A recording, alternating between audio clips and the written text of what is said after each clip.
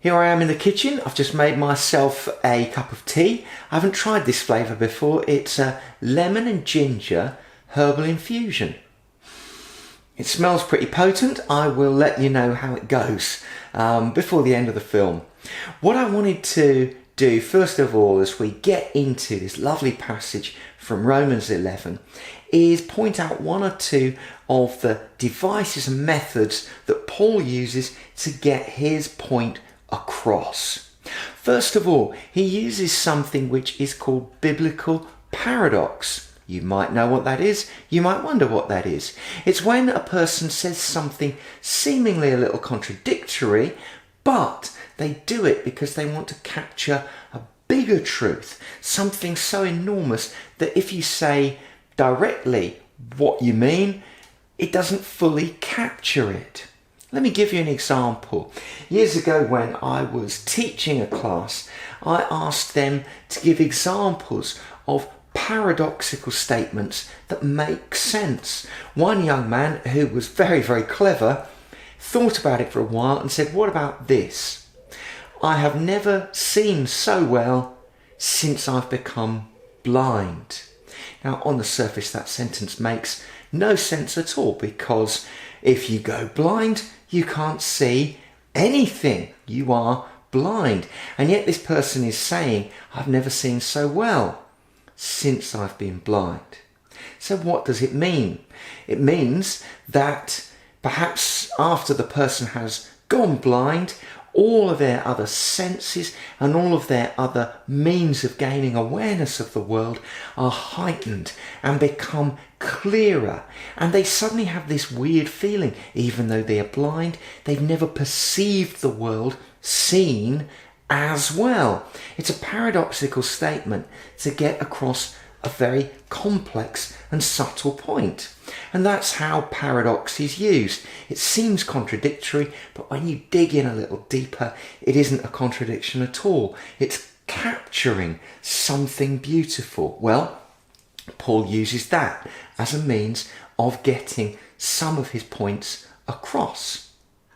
Another technique that Paul uses to get his point across in this letter is the technique of the surprising story.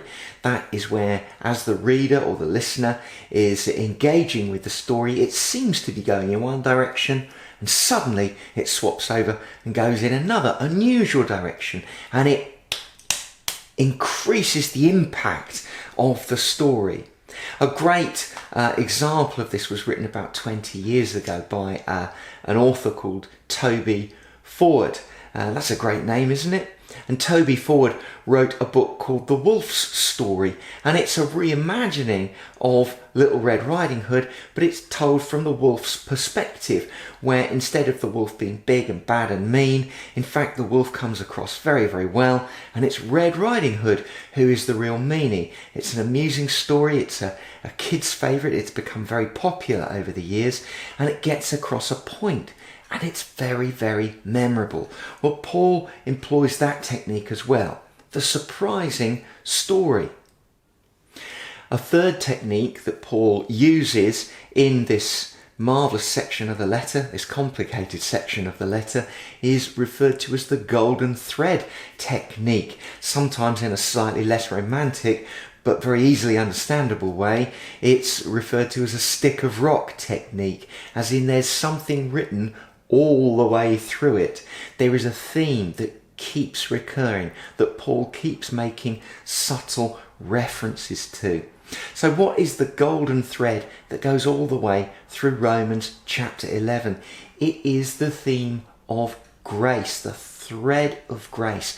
Paul subtly whispers in our ear over and over again, it's all about grace. It's all about grace. It's all about the grace of our wonderful God who loves us and gave us his Son to be our very own, to be our salvation, our brother, our friend, the one who opens the doors of heaven for us.